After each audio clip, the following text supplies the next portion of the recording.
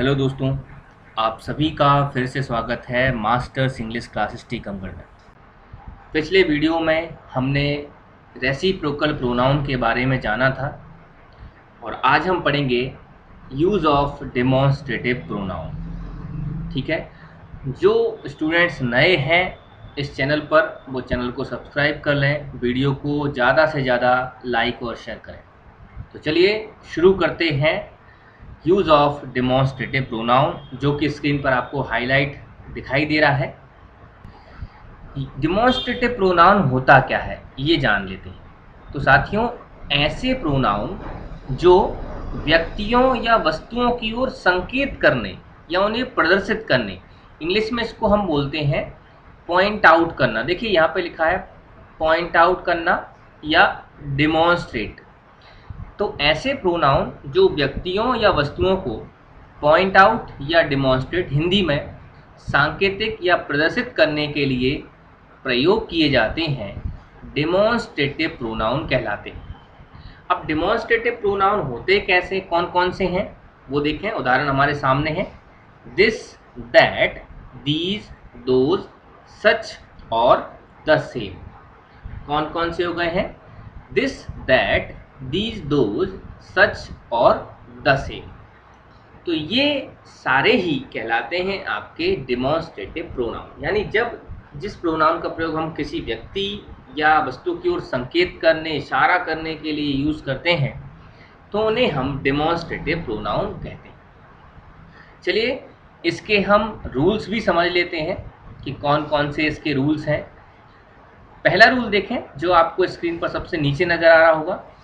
Rule number 1, हो सकता हो आपका पढ़ा हुआ हो, पर पढ़ा हुआ भी है तो इसको दोबारा पढ़ें। छोटी छोटी चीज़ें ही एग्ज़ाम में हमें लीड कराती हैं। रूल नंबर 1 ये कह रहा है, देखिए, कि दिस का प्रयोग, यहाँ पर रूल नंबर 1 में देखें, दिस का प्रयोग समीप की यानी पास की एक व्यक्ति या वस्तु के लिए होता है, जबकि दीज का प्रयोग पास की यानी समीप की एक से अधिक वस्तु के लिए। साथियों, अगर मुझे पास की कोई एक वस्तु बतानी है, कोई व्यक्ति बताना है, तो मैं दिस का प्रयोग करूँगा।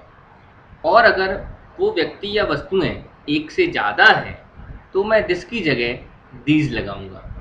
तो ये हो सकता है ये रूल आपका पहले पढ़ा हुआ हो, और पढ़ा हुआ नहीं भी है तो आप इसे पढ़ सकते हैं, अच्छे से याद रख सकते हैं। इसका स्क्रीनशॉट ले लें, फिर हम आगे बढ़ते हैं। आइए पहले रूल के उदाहरण देख लेते हैं जो आपकी स्क्रीन पर सबसे ऊपर है। जैसे अगर मैंने कहा था एक वस्तु या व्यक्ति बताना है तो हम दिस का यूज़ करेंगे। जैसे कि यहाँ पे लिखा है दिस इज़ आ कैट। अब देखिए कैट कैसा है, सिंगुलर नाउन है यानी एक वचन है। एक वचन इसलिए हमने क्या लगाया यहाँ पर, दिस। दूसरे एग्जाम्पल में देखें, दीज आर कैट्स। अब कैट्स कैसा होता है भाई, प्लूरल नाउन है। कैट एक वचन था, कैट्स बहुवचन था। बहुवचन है, प्लूरल है, इसलिए हमने यहाँ पर दिस नहीं लगाया, क्या लगाया, दीज। These are cats. समझ में आ गया होगा, बहुत आसान सा रूल है। अब हमने दिस और दीज के यूज़ पढ़ लिए हैं। ऐसे ही रूल नंबर 2 में अब हम पढ़ने वाले हैं दैट के प्रयोग। जैसे हमने जाना था कि पास की वस्तु के लिए दिस और दीज यूज़ होते हैं, दूर की वस्तु के लिए दैट और दोज यूज़ होते हैं। दैट का प्रयोग दूर की एक व्यक्ति या वस्तु के लिए होता है। जैसे दिस का पास के लिए हो रहा था, दैट का दूर के लिए। इसी प्रकार दोज का प्रयोग दूर की एक से अधिक वस्तु या व्यक्ति के लिए होता है। अब जैसे कोई दूर एक बुक रखी हुई है तो मैं क्या बोलूँगा, दैट इज़ आ बुक, क्योंकि बुक सिंगुलर नाउन है, एक वचन संज्ञा है, इसलिए हमने क्या लगाया, दैट। दोज, अब देखिए प्लूरल नाउन है हमारे पास, इसलिए हमने क्या प्रोनाउन लिया है, दोज। तो बिल्कुल सिंपल रूल है, लेकिन याद हमें रखना है, एग्जाम में छोटी छोटी गलतियां ही होती हैं। चले इसी का एक और नोट देखें, सिंगुलर नाउन के रिपीटेशन को रोकने के लिए दैट ऑफ और प्लूरल नाउन के रिपीटेशन को रोकने के लिए दोज ऑफ का प्रयोग करते हैं। कहने का मतलब ये है कि जब कोई सिंगुलर नाउन हमारे पास हो और हमें वो नाउन एक से अधिक बार यूज़ करना हो तो हम दैट ऑफ यूज़ कर लेते हैं अगर वो नाउन सिंगुलर है, और अगर वो नाउन प्लूरल है तो हमें से उसकी जगह पर दोज ऑफ यूज़ कर लेते हैं। इसको उदाहरण से देखते हैं, जैसे नीचे हमें उदाहरण दिख रहे हैं। देखिए उदाहरण, the climate of Pune is better then the climate of Pune is better that of Mumbai. अब देखिए यहाँ पर क्या था, दैट का मीनिंग क्या है, क्लाइमेट रिपीटेशन ना हो, क्लाइमेट का रिपीटेशन ना हो, इसीलिए हमने यहाँ पर दैट लगा दिया। हमारे कहने का मतलब ये है कि जो क्लाइमेट है पुणे का बेटर है किसके क्लाइमेट से, क्लाइमेट ऑफ मुंबई। तो क्लाइमेट की जगह हमने क्या लगा दिया है, दैट। और दैट हो भाई, दैट क्यों लगाया, क्योंकि क्लाइमेट क्या होता है, इसको हम सिंगुलर मानते हैं, अनकाउंटेबल होता है। देखो क्या मानते हैं इसको, सिंगुलर। तो सिंगुलर के लिए हमने ऊपर देखा ही है कि सिंगुलर नाउन का रिपीटेशन रोकने के लिए हम दैट ऑफ का प्रयोग करते हैं, इसलिए हमने क्या लगा दिया यहाँ पर, दैट ऑफ मुंबई। दोबारा पढ़िए, the climate of Pune is better than that of Mumbai. इसी तरह द स्ट्रीट्स ऑफ दिल्ली, अब देखिए स्ट्रीट्स प्लूरल है, streets of Delhi are wider than. अब देखिए स्ट्रीट्स प्लूरल है और ये नाउन दोबारा ना लिखा जाए इसलिए हमने लिख दिया दोज ऑफ मुंबई, यानी जो गलियां हैं दिल्ली की वो चौड़ी हैं किससे, मुंबई की गलियों से। तो यहाँ पर स्ट्रीट्स का मीनिंग आएगा किससे, दोज से। उम्मीद है आपको समझ में आ रहा होगा। स्क्रीन का स्क्रीनशॉट जरूर ले लें, फिर हम आगे बढ़ते हैं। आइए रूल नंबर 5 की बात करते हैं। रूल नंबर 5 क्या है, रूल नंबर 5 ये कहता है कि किसी सेंटेंस में सिंगुलर काउंटेबल नाउन को दोबारा लिखने से बचने के लिए हम वन का यूज़ करते हैं, और प्लूरल काउंटेबल नाउन को दोबारा लिखने से बचने के लिए हम वंस का प्रयोग करते हैं। याद रखें कि वंस हम ऐसे नहीं लिखते हैं, ये जो लिखा हुआ है ऐसे नहीं लिखना है, ये पॉजेसिव केस है, हमें लिखना है ONES, ये वाला, बिना अपोस्ट्रोफी एस वाला। एग्जाम्पल देखें, this is the new version, this is the new version. अब देखिए न्यू वर्जन था, सिंगुलर था, इसलिए हमने लगाया this, but that is an old version लिखना था हमें यहाँ पर, लेकिन वर्जन किया गया, हमने क्या लिख लिया, वन, क्योंकि वर्जन सिंगुलर था। जब सिंगुलर आता है तो इसकी जगह हम क्या लिख सकते हैं पीछे, वन। इसी तरह दीज आर न्यू बुक्स, अब बुक्स था इसलिए हमने क्या लगाया है, आपका दीज लगाया हुआ है, ठीक है। और but those are old ones, old books होना चाहिए था यहाँ पर, लेकिन हमने क्या लगा दिया है, वंस। क्यों लगाया है, क्योंकि इस सिंगुलर काउंटेबल नाउन या प्लूरल काउंटेबल नाउन का रिपीटेशन ना हो। कुछ साथियों को हो सकता है सिंगुलर काउंटेबल नाउन समझ में ना आ रहा हो, तो सिंगुलर का मतलब होता है एक वचन, काउंटेबल का मतलब होता है जिसको गिना जा सके, और नाउन का मतलब होता है संज्ञा, यानी किसी चीज़ का नाम। इसी तरह प्लूरल, जो प्लूरल हो, काउंट किया सकता हो और नाउन भी, ठीक है। तो ये रूल समझ में आया। चलिए आगे बढ़ते हैं। ये रूल नंबर 5 नहीं था, ये रूल नंबर 3 है, यहाँ पर मिसप्रिंट है, थोड़ा सा इसको सही कर लें। ये रूल नंबर 5 नहीं है, ये रूल नंबर 3 है, बीच में कोई भी रूल छूटा नहीं है हमारा, ठीक है। चलिए आगे पढ़ते हैं, यूज ऑफ रिलेटिव प्रोनाउन। बहुत इंपॉर्टेंट टॉपिक, चाहे एसएससी हो, व्यापम हो, कोई सा भी एग्ज़ाम हो, यहाँ से आपको सवाल जरूर मिलता है एग्ज़ाम में। और अगर आप SI देने जा रहे हैं, मध्य प्रदेश का कोई भी एग्ज़ाम देने जा रहे हैं जिसमें इंग्लिश आती है, तो ये लिख लीजिए, 1 नंबर का क्वेश्चन आउट है, ये आएगा ही, रिलेटिव प्रोनाउन। इसको ध्यान से पढ़ेंगे सभी। चलिए स्टार्ट करते हैं, use of relative pronoun. Relative pronoun पढ़ने से पहले आप सभी को मैं एक जानकारी देना चाहता हूँ कि जल्द ही हम हमारी ऑफलाइन क्लासेस शुरू कर रहे हैं। एड्रेस आपके नीचे लिखा ऑलरेडी आ ही रहा है, तो जो स्टूडेंट्स ऑफलाइन पढ़ना चाहते हैं वो ज़रूर आएँ और एक बार डेमो लेकर देखें। आपने कहीं भी इंग्लिश पढ़ी होगी और आपका कोई मित्र है, कोई फ्रेंड है जिसने इंग्लिश पढ़ी है, उसे साथ में लेकर आएँ और कंपेयर करें कि क्या डिफरेंस है किसी और कोचिंग क्लासेस में और मास्टर्स इंग्लिश क्लासेस में। अभी हम यहाँ पर जो पढ़ रहे हैं, आपको इससे भी कई गुना बेहतर समझ में आएगा क्लास में, क्योंकि हम सामने होते हैं, आप क्वेश्चंस रख पाते हैं, हम आपकी प्रॉब्लम को समझकर आपको और बेहतर कंटेंट दे पाते हैं।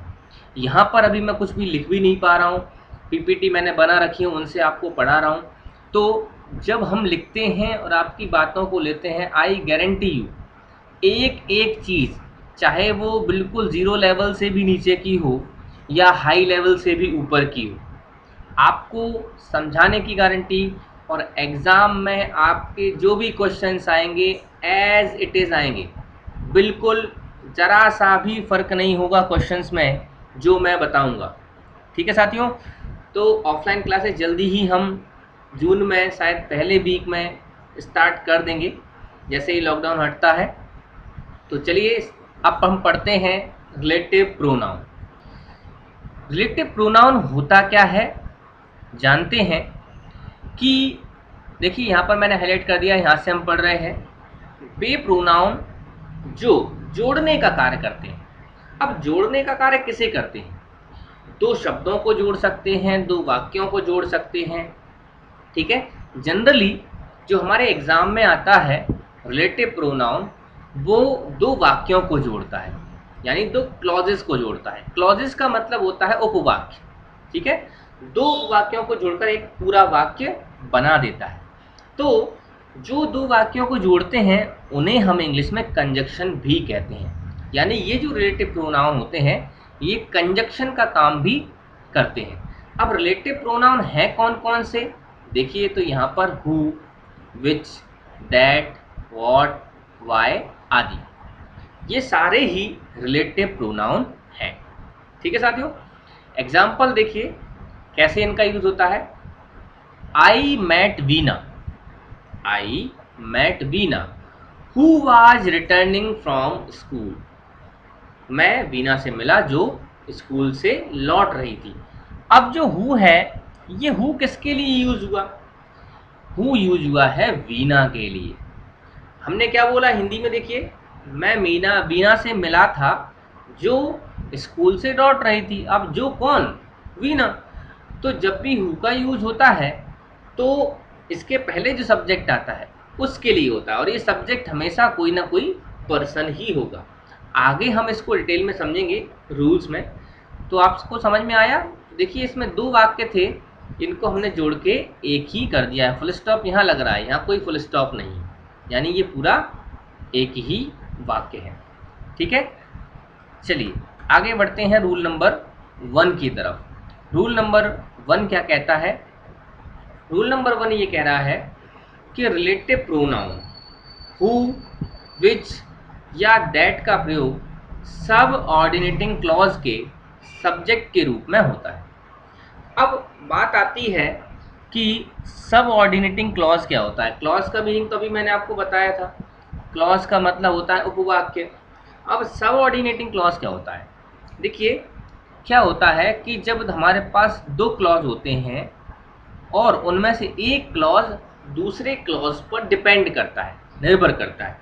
यानी अगर एक उपवाक्य ना हो तो दूसरा उपवाक्य का कोई मीनिंग नहीं निकलता। यानी जब दो वाक्य एक दूसरे पर निर्भर हों मीनिंग के लिए, तब उन्हें हम कहते हैं सबऑर्डिनेटिंग क्लॉज।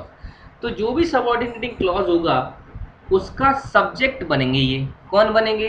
हु, विच और दैट। यानी इन तीनों का प्रयोग हम केवल सब ऑर्डिनेटिंग क्लॉज के सब्जेक्ट के रूप में ही करते हैं। ठीक है, इसको एग्जाम्पल से समझते हैं। देखिए द बॉय, ये तो एक क्लॉज हो गया। हु केम हेयर, जो यहाँ पर आया था। The boy who came here is a player, एक प्लेयर है। अब देखिए जरा यहाँ पर इस पूरे सेंटेंस में वर्ब कहाँ है? वर्ब कहाँ आई है? एक तो ये आई है, ठीक है, और ये सबऑर्डिनेटिंग क्लॉज है। देखिए पूरा क्लॉज अगर हम इसको हु को छुपा लें और हेयर को छुपा लें, इसको पढ़िएगा क्या बनेगा? The boy is a player. यानी लड़का जो है वो क्या है, एक खिलाड़ी है। लेकिन कौन सा लड़का, अब देखिए तो ये डिपेंड कर रहा है इस पर, the boy who came here, वो लड़का जो यहाँ आया, तो हु केम हियर, तो ये क्या हो गया, सबऑर्डिनेटिंग क्लॉज। तो देखिए केम ऑलरेडी हम जानते हैं कम की सेकंड फॉर्म होती है, यानी ये वर्ब है, और वर्ब के पहले क्या होता है, सब्जेक्ट। तो हु हो या विच हो या दैट हो, ये हमेशा क्या बनेंगे, सब्जेक्ट ही बनेंगे। ठीक है, बस ये ध्यान रखना है कि हु का प्रयोग पर्सन के लिए किया जाता है। आगे कौन है, बॉय। बॉय व्यक्ति होता है कि नहीं होता है, बिल्कुल होता है, इसीलिए हमने यहाँ पर हु लगाया है, विच या दैट नहीं लगाया है। ठीक है, आगे और हम जानेंगे कि विच कहाँ लगता है, दैट कहाँ लगता है। अभी ये रूल समझ में आया, जिसको समझ में नहीं आया वो कमेंट में लिख सकता है, हमारी ऑफलाइन क्लासेस में आके समझ सकता है। यहाँ कुछ बंदिशें हैं समझाने की जो ऑफलाइन क्लासेस में नहीं होती हैं, तो आप बिल्कुल वहाँ पर आके समझें।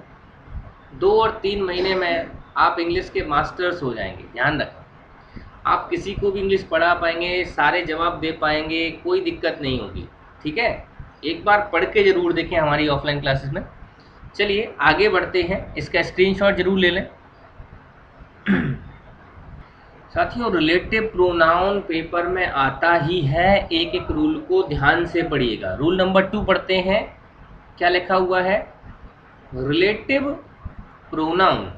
देखिए पहले था हु, विच और दैट, लेकिन अब हु नहीं है, अब है हुम, विच और दैट का प्रयोग सबऑर्डिनेटिंग क्लॉज, ये हम समझ ही चुके हैं, में वर्ब के ऑब्जेक्ट के रूप में होता है। पहले था वर्ब के सब्जेक्ट के रूप में, यानी सब्जेक्ट में भी लगा सकते हैं उन्हें, और इन तीनों को ऑब्जेक्ट में भी लगा सकते हैं। देखिए यहाँ पर हु नहीं है, हु हमेशा सब्जेक्ट में आता है, बाकी ये तीन सब्जेक्ट में नहीं आएंगे, ऑब्जेक्ट में आएंगे। सब्जेक्ट में विच और दैट हमने देखा था, ये आ सकते हैं, लेकिन हुम नहीं आ पाएगा, हुम हमेशा ऑब्जेक्ट में ही आएगा। अब ऑब्जेक्ट क्या होता है, पिछले वीडियोस में ऑलरेडी समझा चुका हूं कि वर्ब के बाद आने वाला पहला नाउन या प्रोनाउन ऑब्जेक्ट कहलाता है। दोबारा सुनिए, वर्ब के बाद आने वाला पहला नाउन या प्रोनाउन ऑब्जेक्ट कहलाता है। तो देखते हैं क्या इसका यूज ऑब्जेक्ट में हुआ है। एग्जाम्पल देखें, I have a son whom I love very much. अब देखिए हमारे पास दो सब्जेक्ट हैं, एक तो ये आई है और एक ये आई है। हमारे पास वर्ब भी दो हैं, हैव और यहाँ पे लव, तो दो सब्जेक्ट हो गए, दो वर्ब हो गई। ठीक है, अब ये कह रहा है कि whom, which और that का प्रयोग हम ऑब्जेक्ट के रूप में करते हैं। अब देखिए यहाँ पर तो ऑब्जेक्ट आया नहीं है, वेरी मच एक एडवर्ब होता है, तो ये तो एडवर्ब है। ए सन, अब देखिए यहाँ पर आई हैव ए सन, मेरा एक पुत्र है जिसको, अब देखिए यहाँ पर whom वर्ब के बाद आया है, यानी ये क्या बन रहा है, ऑब्जेक्ट बन रहा है, जिसको। ठीक है साथियों, तो whom भी व्यक्ति के लिए ही इस्तेमाल होता है। देखिए आगे सन है ना, तो ये एक व्यक्ति ही है, तो व्यक्तियों के लिए दो चीजें हो गई हैं, एक तो आप हु पढ़ चुके हैं, अब आप पढ़ रहे हैं whom। बस ध्यान इतना रखना है कि जब हम यहाँ पर हु लगाते हैं इस जगह पर, देखिए मैं इसको हाईलाइट कर देता हूँ, जब हम यहाँ पर हु लगाते हैं तो एक चीज़ का आपको विशेष ध्यान रखना है कि इसके बाद सीधी वर्ब होनी चाहिए। क्या यहाँ पर वर्ब है क्या, नहीं, यहाँ तो आई है, ये तो प्रोनाउन है। तो जब भी यहाँ पर नाउन या प्रोनाउन होगा तो हम क्या लगाएंगे, हूँ, लेकिन यहाँ पर सीधी वर्ब आ जाती, यानी ये आई नहीं होता, सीधा लव लिखा होता, तो यहाँ पर क्या हो जाता, यहाँ पर हु हो जाता। समझ में आ रहा है, नहीं समझ में आया तो मुझे कमेंट में बताइए। स्पेशल मैं इस अकेले टॉपिक पर पूरा का पूरा वीडियो बनाऊंगा। ये टॉपिक बहुत इम्पोर्टेंट है, पेपर में आएगा ही, बिल्कुल तय मान लीजिए, पत्थर की लकीर है। चलिए अगला रूल पढ़ते हैं, रूल नंबर 3। चलिए रूल नंबर 3 देखते हैं। रूल नंबर 3 कहता है कि अगर एंड से जुड़कर दो एंटीसीडेंट्स का प्रयोग हुआ हो जिनमें एक मनुष्य तथा दूसरा जानवर हो, या वस्तु हो तो इसके बाद रिलेटिव प्रोनाउन दैट लगाते हैं। चलिए इसको मैं आपको समझा देता हूँ। पहले आप इसको उदाहरण को देखें। क्या लिखा हुआ है?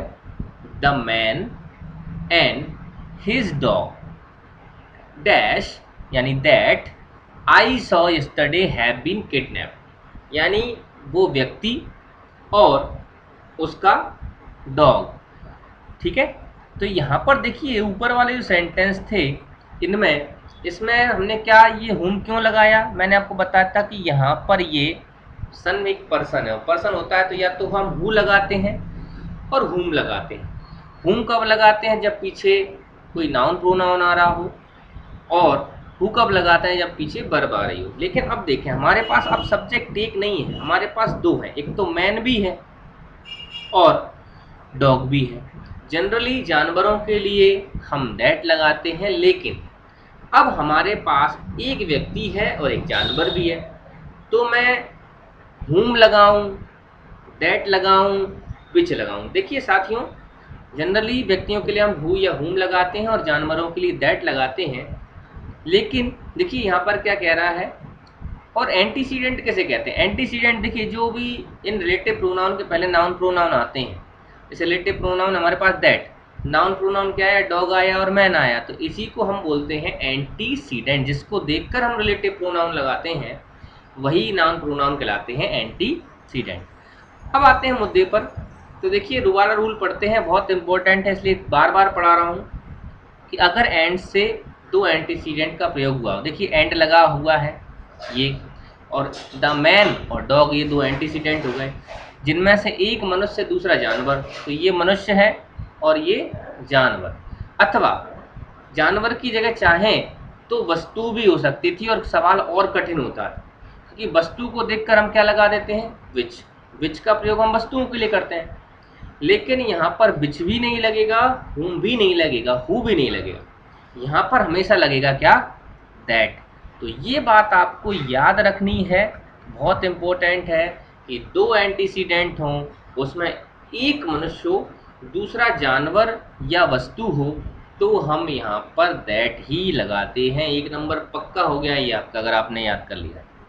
ठीक है, स्क्रीनशॉट जरूर लेते जाएं और इसको नोट करते जाएं। बिना नोट्स के कुछ नहीं होने वाला, देखते रहिए वीडियो। अगर आप नोट्स नहीं बना रहे हैं तो कोई पास नहीं कर सकता आपको एग्जाम में। ठीक है, अब रूल नंबर 4 देखते हैं, और रूल नंबर 4 बहुत आसान है लेकिन पेपर में आता ही है। मैं कह रहा हूँ रिलेटिव प्रोनाउन से ही सबसे ज़्यादा क्वेश्चन आते हैं प्रोनाउन चैप्टर में। ठीक है, देखिए सुपरलेटिव डिग्री के बाद हमेशा हम रिलेटिव प्रोनाउन के रूप में दैट लगाते हैं। रूल क्या है? सुपरलेटिव जब भी आएगी हम दैट लगाते हैं रिलेटिव प्रोनाउन के रूप में। एग्जाम्पल से देखेंगे, mister Mishra is the most laborious. Laborious का कोई मीनिंग अगर आपको आता हो तो उसको कमेंट में बताएं। लेबोरियस का मतलब मेरे हिसाब से जो होता है मेहनती। और आप भी देखें डिक्शनरी में, आपके डिक्शनरी में क्या दिया है। वैसे तो परिश्रमी, मेहनती, यही मीनिंग इसका होता है। तो जब भी किसी एडजेक्टिव के पहले, ये लेबोरियस एडजेक्टिव है, विशेषण है, मोस्ट लगा हो तो ये हो जाता है सुपरलेटिव डिग्री। और सुपरलेटिव डिग्री के आगे हमेशा दा आता है, इससे भी हम इसको पहचान सकते हैं। तो वाक्य में अगर सुपरलेटिव डिग्री है तो द मोस्ट लेबोरियस ये सुपरलेटिव डिग्री है। और फिर आया है नाउन, ठीक है, मोस्ट लेबोरियस मैन। तो देखिए यहाँ पर जो रिलेटिव प्रोनाउन यूज हुआ है ये फिक्स है, दैट ही आएगा। सुपरलेटिव जब भी डिग्री होगी तो दैट ही रिलेटिव प्रोनाउन आना है। अच्छे से याद कर लीजिए, स्क्रीनशॉट ले लीजिए, नोट कर लीजिए। चलें रूल नंबर 5 की तरफ। और रूल नंबर 5 हमसे कहता है कि जब वाक्य में ऑल का प्रयोग व्यक्ति के लिए हुआ हो, ध्यान से देखें, ऑल का प्रयोग जब व्यक्ति के लिए हुआ हो तो इसके बाद हु या दैट लगाते हैं, ना कि हुम या विच। जैसे all who are interested to do this work can start now. जो भी इंटरेस्टेड हैं इस काम को स्टार्ट करने में वो अभी इसको कर सकते हैं। देखिए ऑल का मतलब यहाँ पे पर्सन से है, व्यक्ति से। तो देखिए यहाँ पर क्या लगाएंगे, या तो हम हु लगा देंगे या दैट लगा देंगे। ध्यान रखना है, व्यक्तियों के लिए या तो हु या हम दैट लगाएंगे यहाँ पर जब ऑल आ रहा हो वाक्य में, ठीक है। यहाँ पर हम हुम या विच नहीं लगाएंगे। चलिए आगे बढ़ते हैं रूल नंबर 6 पर। और 6 नंबर का रूल ये कहता है कि जब ऑल का प्रयोग वस्तु के लिए हुआ हो, पहले बात थी व्यक्ति की, व्यक्ति के लिए हो रहा था तो हम हु लगा रहे थे या दैट लगा रहे थे, लेकिन अब बात हो रही व्यक्ति की। जब ऑल का प्रयोग व्यक्ति के लिए हुआ हो तो हम दैट का प्रयोग करते हैं, ना कि हु का, हुम का और विच का। ध्यान रखें, ऑल का प्रयोग वस्तु के लिए जब हुआ हो तो हम दैट लगाएंगे, ना कि हुम, हु या विच, ठीक है। जनरली हम वस्तु के लिए विच लगाते हैं, लेकिन यहाँ पर ऑल वाला केस है तो याद रखें, जैसे कि all that glitters is not gold, हर चमकती हुई चीज सोना नहीं होती। तो यहाँ पर वस्तुओं की बात चल रही है, इसलिए हमने क्या लगा दिया, दैट, ठीक है। एक नोट और दिया हुआ है कि यदि ऑल आ रहा हो सेंटेंस में और अनकाउंटेबल नाउन आ रहा हो, अनकाउंटेबल नाउन का मतलब है जिस नाउन को हम गिन न सकें, तो हम क्या लगाते हैं, दैट ही लगाते हैं। जैसे all the money that I gave her has been spent. साथियों एक चीज़ आपको याद रखनी है, हम रुपीज़ काउंट कर सकते हैं, हम डॉलर्स काउंट कर सकते हैं, हम युआन काउंट कर सकते हैं, हम कुछ भी जो करेंसी होती है दुनिया में वो सब काउंट कर सकते हैं अलग अलग देशों की, लेकिन मनी इंग्लिश में अनकाउंटेबल है, हम मनी को काउंट नहीं कर सकते। तो ऑल आ रहा है, ऑल के बाद अनकाउंटेबल नाउन आ रहा है, तो यहाँ पर रिलेटिव प्रोनाउन बिल्कुल दैट ही आना है। समझ में आया, ऑल आ रहा हो, अनकाउंटेबल नाउन आ रहा हो तो हमेशा हम दैट ही लगाते हैं। चलिए जल्दी से बढ़ते हैं रूल नंबर 7 की तरफ। यदि सेंटेंस में, जो हमें सेंटेंस दिया है उसमें relate everything, nothing, the only, any, all, everyone, none, nobody, much, little, the same, the few, the little के बाद दैट का प्रयोग करना। यानी हमारे सेंटेंस में अगर ये सारे वर्ड्स आ रहे हैं, ये मैंने अभी आपको बताए, तो बिल्कुल फिक्स मान लीजिए हमें दैट ही लगाना है, आंख बंद करके दैट लगा दीजिए। जैसे एग्जाम्पल से देखते हैं, my father has given me everything. अब देखिए एवरीथिंग आ गया तो यहाँ पर कुछ भी नहीं आएगा दैट के अलावा, यहाँ पर क्या आने वाला है, दैट, ठीक है। एवरीथिंग आया, ये था एवरीथिंग, देखिए पहले नंबर पे ही। तो वाक्य में अगर ये शब्द आएंगे तो हमें रिलेटिव प्रोनाउन दैट ही लगाना है। दूसरा देखें, दिस इज द ओनली। अब देखिए द ओनली आया, हमें क्या लगाना है, that. This is the only pen that I bought yesterday. इसी तरह my wife has spent the little. अब देखिए द लिटिल आ गया, फिर से क्या आने वाला है, दैट, ठीक है। माई wife has spent the little money that I gave हर। तो ये सारे वर्ड्स याद कर लीजिए जो मैंने यहाँ पर, इनको दोबारा से मैं हाईलाइट कर देता हूँ। ये वर्ड्स आपको याद रखने हैं कि अगर ये वर्ड्स अगर लाइन में आ रहे हैं, सेंटेंस में आ रहे हैं, तो हमें दैट ही रिलेटिव प्रोनाउन के रूप में लगाना है। रूल नंबर 8 और देख लेते हैं, इसी के साथ हमारा रिलेटिव प्रोनाउन खत्म हो जाएगा कि वर्ब के स्पष्ट रहने पर द सेम प्लस नाउन के बाद हम दैट लगाते हैं। यानी द सेम जब आ रहा हो और उसके बाद नाउन आ रहा हो तब भी हम दैट ही लगाते हैं। जैसे क्या लिखा है, this is the same man. क्या मिल गया हमें, द सेम मिल गया और मैन हो गया नाउन। इसके बाद क्या लगाना है, दैट डिसीव्ड मी, यानी इसने मुझे धोखा दिया। तो ये 8 रूल हमने पढ़े, अच्छे से इनका स्क्रीनशॉट ले लें, बार बार एग्ज़ाम में आएंगे। और जिन लोगों ने चैनल सब्सक्राइब नहीं किया वो ज़रूर कर लें। और जल्दी ऑफलाइन क्लासेस शुरू कर रहे हैं हम, जिसमें कंप्यूटर और इंग्लिश की क्लासेस रहेंगी। और एक बार फीस जमा करनी है, लाइफ टाइम आप पढ़ते रहिए, ऐसे प्लान्स हैं, बिल्कुल आए। तो मिलते हैं अगले वीडियो में।